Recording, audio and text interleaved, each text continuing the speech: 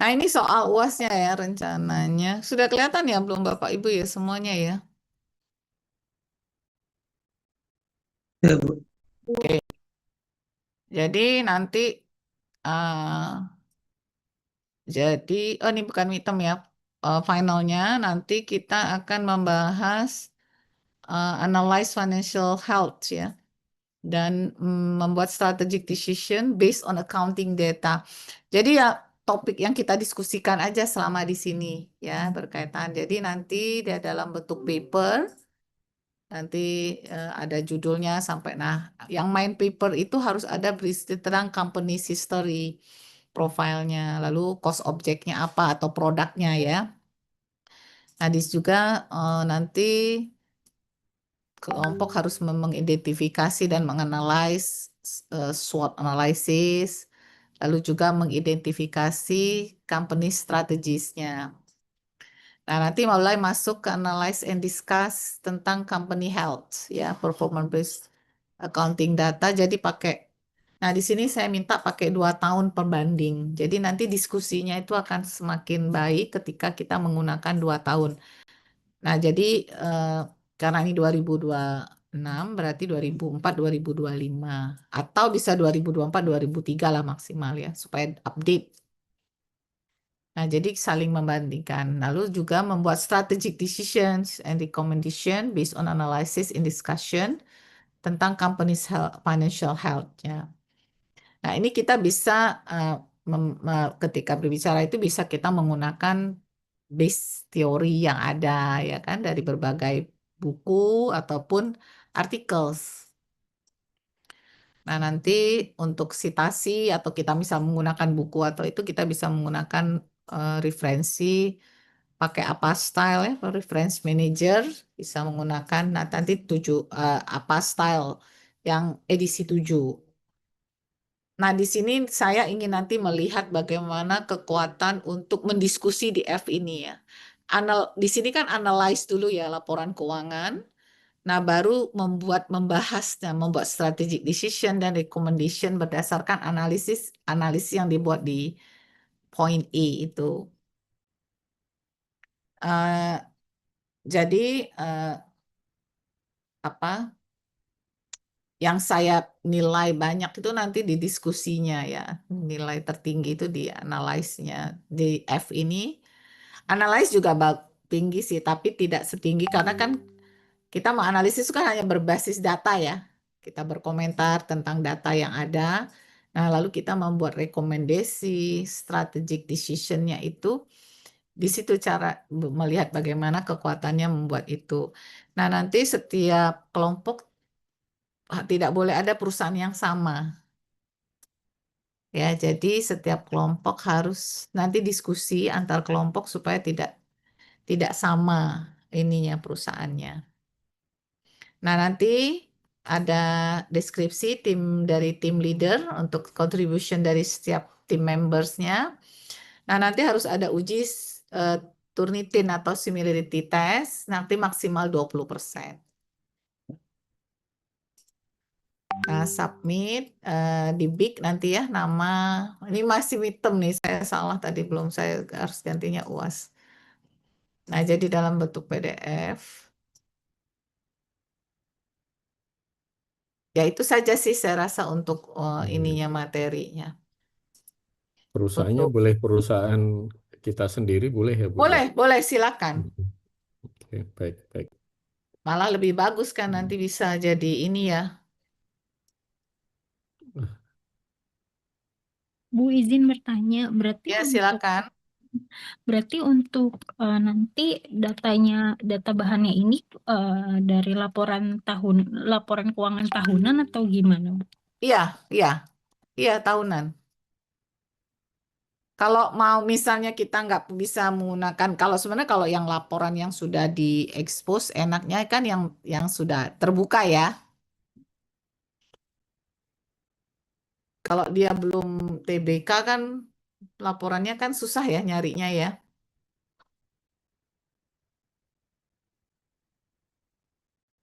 Nah, nanti setiap kelompok beda beda perusahaan.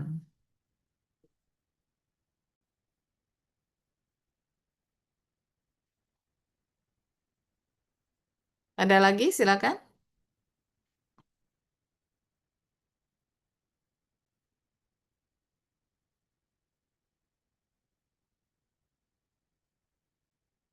Ada yang mau ditanyakan lagi, silakan.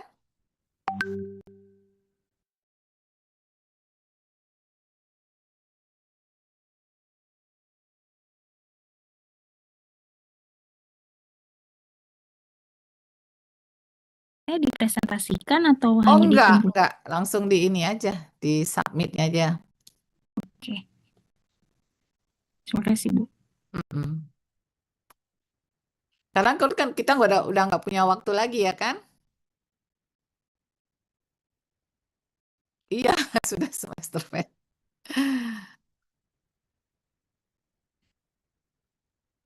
Semester paling berat ini, Bu.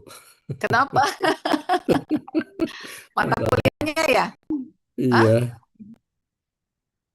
Oke. sama mata kuliahnya yang buat kami bagus sih, Bu. Saya jadi kan biasanya cuma dapat laporan keuangan ini, tapi filosofinya karena saya bukan orang keuangan kan, sekarang nambah ilmu sih, Bu. Cuma puyeng aja.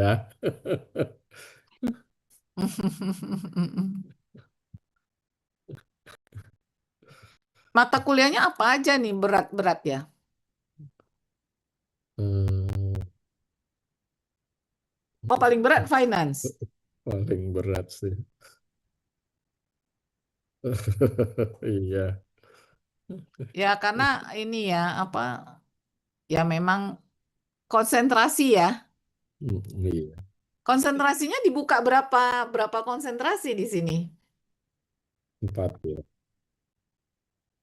Entrepreneur, Entrepreneurship, entrepreneur. entrepreneur, Iya. operation. Mm-mm. Iya. Oh, malah eh, SDM nggak ada ya? SDM kayaknya masuk ke entrepreneur kayaknya, Bu. HR, Mm-mm. Human Resource nggak ada Iya, ya? iya. Operation itu siapa ininya? Kalau Pak Jerry ya yang itunya ya, bukan? Operation finance. Oh ya Pak Jerry, Pak Dudi finance ya. Iya. Operation tuh operation dan ini kan apa eh, Logistik. logistik, iya. Oh iya ya logistik ya. Ini saya juga tahun ini sih alhamdulillah saya itu kan dapat hibah dari Dikti ya. Riset saya berkaitan dengan investment decision making. Saya juga dengan Prof Dudi. Tim saya Mm-mm. itu Prof Dudi saya, ketua timnya saya, Prof Dudi anggota, satu saya ngambil dari dosen informatika karena Mm-mm. riset saya berkaitan dengan menggunakan web-based eksperimen. Saya pakai eksperimen. Mungkin kalau teman-teman udah ngambil mata kuliah riset metodologi itu kan ada riset menggunakan Mm-mm. pendekatan eksperimen. Nah, saya itu berkaitan dengan bagaimana ketika orang itu membuat keputusan investasi. Jadi ini memang individual level ya. Dia dipengaruhi oleh faktor internal dan eksternal. Nah, internal itu berkaitan dengan bias kognitif atau behavior bias ya, terkait dengan decoy effect. Sedangkan yang dari eksternalnya berkaitan dengan persepsi dia tentang bisnis, risiko bisnis. Nah, ini saya sedang mendesain untuk instrumen penelitian saya. Saya sudah baru diskusi dengan apa narasumber, baik dari praktisi maupun eh, akademisi. Nah, kalau biasanya kalau untuk berkaitan dengan akademisi yang ahli-ahli eksperimen, desain-desain gitu, saya pasti ngambil dari UGM, dosen-dosen saya atau teman saya. Nah, kalau yang praktisi biasanya saya ngambil dari yang praktisi yang berkaitan dengan investasi lah. Nanti saya mungkin kalau instrumen saya sudah selesai, mudah-mudahan saya bisa minta tolong kelas ini menjadi partisipan saya ya nanti ya. Siap, siap, Bu. Siap, Bu. Iya, ya, nanti saya kontak nanti mungkin Ini saya lagi desain, pusing juga lagi bikin, karena mengembangkan instrumen itu lama. Karena kalau pakai eksperimen itu kan saya pakai faktorial desainnya 2 kali 2 gitu loh. Jadi untuk perspektif risiko bisnisnya itu saya pakai tinggi dan rendah, jadi 2. Sedangkan untuk decoy effect tuh ada decoy dan tidak ada decoy. Jadi ya sebenarnya kayak herding kita kan juga itu sebenarnya bias kognitif ya jadi kita kadang-kadang kita tuh kan kalau menentukan mau investasi itu kan kalau sebenarnya kan secara teori kita pakai technical analysis, fundamental analysis ya kan kalau yang benernya itu ya. Tapi kan kadang-kadang kita kan nggak pakai itu ya, nggak pakai feeling aja. Atau pakai karena FOMO ya bahasanya ya. Orang apa kita ikut. Kemarin kan dibahas tuh Bu di di Nah, seminar. atau sering bahasa kerennya dalam kalau kita berkaitan invest, herding itu loh. Pernah dengar nggak ya? Nah, ya, herding itu. Nah, kalau saya pakai decoy effect itu. Jadi, dilalah tahun ini ya lolos. Tahun 2024 saya juga lolos, tapi bukan berkaitan investment decision making, juga tapi berkaitan dengan yang untuk green business-nya gitu loh. Itu juga pakai pakai eksperimen. Saya memang mainnya di eksperimen karena keperilakuan itu kan paling gitu ya ketika kita ingin menguji adanya cause and effect relationship yang paling kuat itu dari eksperimen, riset eksperimen. Hanya memang lama di desainnya. Nanti juga saya harus pakai ethical clearance gitu-gitu tuh yang ribetnya begitu. Nanti saya minta tolong kelas mungkin kelas 21 dan 22 nanti untuk jadi partisipan saya dalam riset. Ya, tapi mungkin masih agak lama sih. Mungkin masih kuliah kan semester selanjutnya kan Masih, masih ada masih ya. Bu. Ya, semester depan juga masih. Masih ya. Masih ada 1 semester ya kayaknya ya. Iya. Ya, mudah-mudahan lancar lah nanti. Karena kalau dalam eksperimen itu kita bisa menggunakan penyulih atau surrogate. Jadi kita tidak harus menggunakan dia sebagai investor beneran ya. Jadi itu diperbolehkan selama eh, desain eksperimennya itu tidak kompleks dan dia bisa jadi nanti partisipan itu berperan sebagai investor kalau dia jadi berperan sebagai investor. Makanya biasanya kita pilih mahasiswa magister gitu loh, karena kemampuannya itu sudah di atas ya hampir setara dengan investor sesungguhnya begitu loh. Ya nanti mudah-mudahan teman-teman bisa bantu saya menjadi partisipan itu.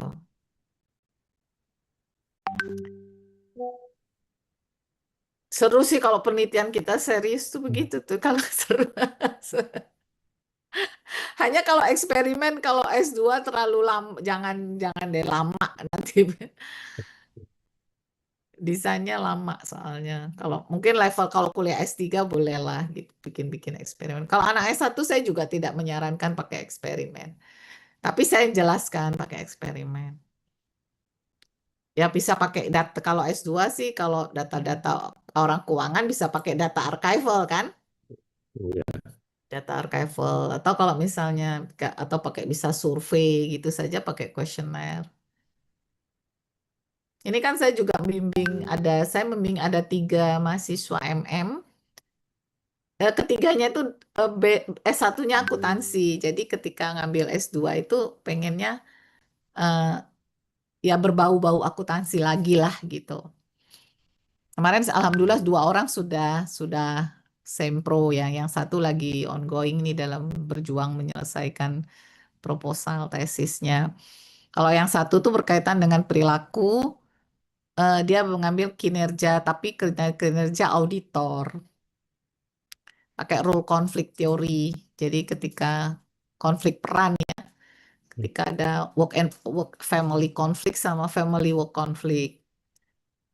Yang satu lagi berkaitan dengan eh, perilaku pengelolaan keuangan. Nah, pakai fenomenologi. Kalau yang satunya fenomenologi kan kualitatif. Kalau yang konflik peran itu menggunakan kuantitatif. Survei, Kalau merger akuisisi kuanti, kuantitatif Bu ya. kuantitatif. Iya. Finance Hmm. itu kan finance tuh Pak. Pak Agung Hmm. finance ya. Bukan Bu, saya teknikal Bu. Tapi sering ikut kalau IMP lagi acquisition gitu Bu. Oh, oke oke oke. Ya, merger and akuisisi itu masuknya ke keuangan sih. Nanti kan kita uji beda biasanya sebelum dan sesudah akuisisi Iya, kan. iya. Yang paling gampang yang membedakan antara kualitatif paradigm dan kuantitatif paradigm itu adalah yang paling sederhana aja lah. Kalau kuantitatif dia pas pakai uji statistik toolsnya. Betul. Tapi Mm-mm. kalau kualitatif paradigm tidak. Nah, hati-hati kadang-kadang suka orang salah ya. Oh, kita bisa pakai gabung mix and Mix, mix mix mix mix. method itu. Ah, Heeh. ah, kalau mix methodnya oke, tapi paradigm nggak bisa kita gabung karena dia Hmm. dua perspektif yang berbeda kan. Yang satu induktif, Hmm. satu deduktif itu nggak bisa digabung. Iya. Tapi kalau mix Oh. itu di metodenya. Mm-mm. Yang Hmm. bisa kita Iya, mix iya. itu metodenya. Mau kuanti dulu atau kuali dulu boleh, ya kan? Iya, iya. Jadi Oh, mix baru, method. Nah, bukan iya, tapi baru bukan tahu mix Bu. paradigm. Induktif, Paradigm nggak bisa. induktif, Hmm. deduktifnya itu saya baru tahu ini kalau nggak bisa digabungkan. Kalau paradigma, karena kan paradigma Mm-mm. kuantitatif dan kualitatif kan berbeda. Yang satu induktif, satu deduktif. Iya. Sama seperti kita melihat satu foto, Pak. Bapak mungkin pernah ya. Iya. Kalau apa ketika tes psikotes ya, kita dikasih foto. Mm-mm. Kita kalau saya melihat foto itu wanita cantik, tapi mungkin Pak Agung melihatnya Iya. nenek-nenek. Iya. Nah, itu yang dinamakan paradigma. Hmm. Nah, klaimnya pasti setiap orang kan, oh kalau Iya. kualitatif lebih bagus dibandingkan kuantitatif, karena kualitatif dia deep, ya kan, melakukan interview yang mendalam, ya kan, sehingga menggali eh, lebih dalam. Nah, itu tergantung kebutuhan tujuan riset kita sih sebenarnya, ya Hmm. kan? Iya. Iya. Tuh. Emang, Ini metodologi riset baru sudah belajar kan ya? sudah semester 1 tuh. Dosennya siapa? Pak Jerry ya? Sama Pak siapa? Pak Musin.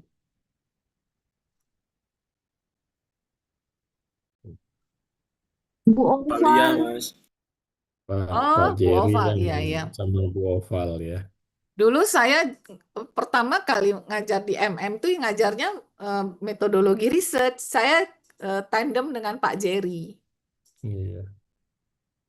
Saya riset, saya di kuantitatif, Pak Jerry di kualitatif. Tapi kalau Iya. saya kuantitatif karena eksperimen itu kuantitatif.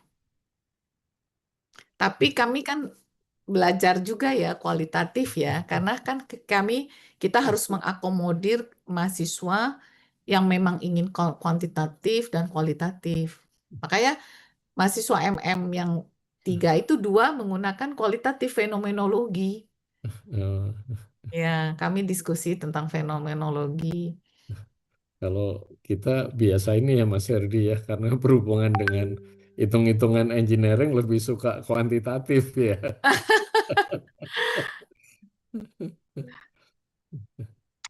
Ya, nanti akhirnya memang tergantung tujuan riset kita ya kan, Pak? Iya. Iya. Ya selama kita bisa memastikan, kalau saya sendiri walaupun saya orang kuantitatif murni ya sebenarnya, tapi saya tidak pernah em, maksudnya anti dengan kualitatif gitu kan. Tapi kan ada yang begitu ya, Iya. karena sekarang kita kan sudah multiple multiple paradigma ya. Jadi kita bisa menerima. Memang kadang-kadang eh, kejenuhan. Jadi kualitatif itu biasanya riset itu kejenuhan dari riset kuantitatif. Kan kalau ketika kita butuh penggalian lebih dalam, maka kita harus kualitatif, ya kan? Oh iya betul. Heeh. Nah, social science biasanya kualitatif. Kualitatif. Ya. Hmm, gitu. Oke, saya rasa itu Oke. ya. Ada Ya Bu. ini lagi Heeh. mungkin Bapak ini, Mas-mas, Mbak-mbak ini. Cukup sih Bu. Cukup.